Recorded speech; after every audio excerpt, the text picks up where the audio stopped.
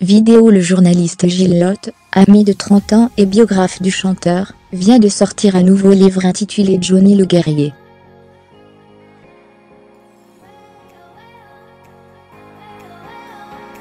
Le Figaro a choisi quelques passages clés de l'ouvrage qui revient sur les moments les plus difficiles de la vie du rocker, un héros tragique.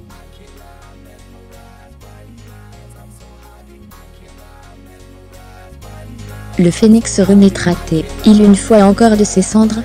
C'est ce que veut croire l'un de ses plus prolixes biographes, Gilles Lotte, qui vient de sortir une nouvelle histoire de la vie de son idole et ami, Johnny le guerrier, paru jeudi chez Robert Laffont.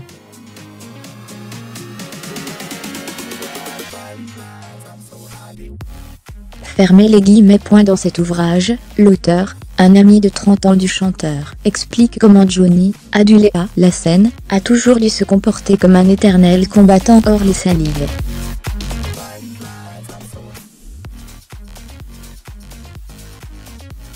Le rocker aux 60 ans de carrière lutte aujourd'hui contre un cancer des poumons, qu'il a révélé au public en mars.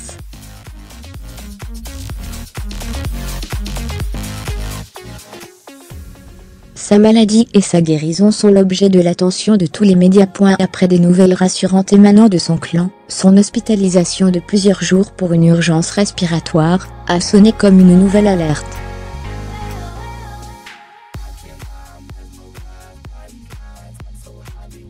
Mais Johnny Hallyday a pu rentrer chez lui le 19 novembre. L'impression d'être un survivant ne me quitte plus guère.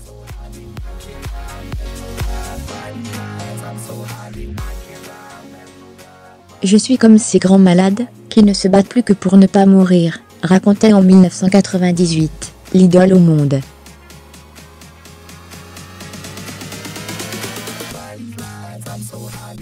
Cette phrase prémonitoire est reprise en exergue par Gilles Lotte.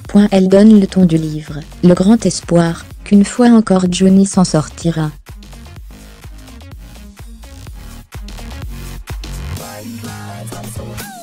Du chapitre initial, Fuchs the Cancer, on a tous quelque chose de Johnny, en passant par Rock'n'Roll Suicide. Le livre permet de comprendre la combativité d'un héros tragique, d'un rocker moitié guerrier, moitié phénix.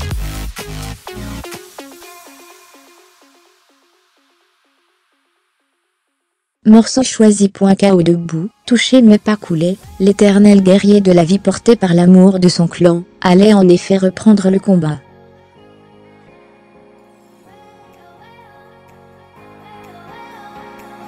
Son slogan?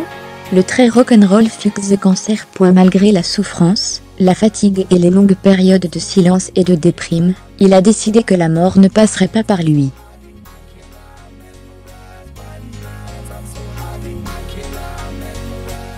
Fermez les guillemets. Le fantôme de son père Léon revient le hanter. Il sait que depuis sa venue au monde, les épreuves ont fait de lui un personnage tragique.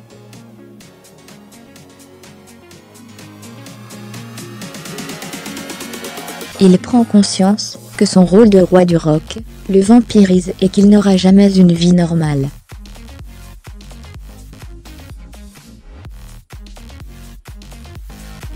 Il croit que le bonheur n'est pas pour lui, et entame un processus d'autodestruction pour changer de peau, et, peut-être, de destin.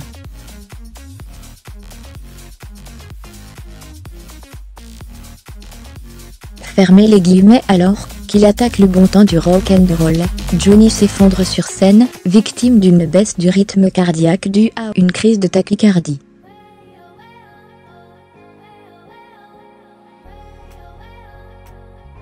Il souffre également d'une hanche, après avoir reçu un coup lors d'une bagarre, la hache, qui faisait partie du show du survivant.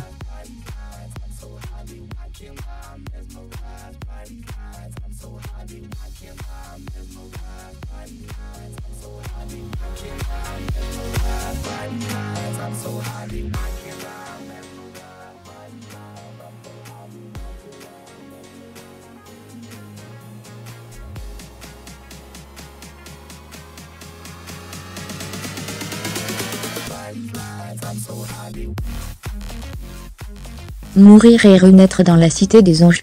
Fermer les guillemets. Durant toutes ces années, et à travers tous ces combats, Hallyday a fait découvrir à son public des nouveaux territoires, aussi bien musicaux qu'artistiques, et même géographiques.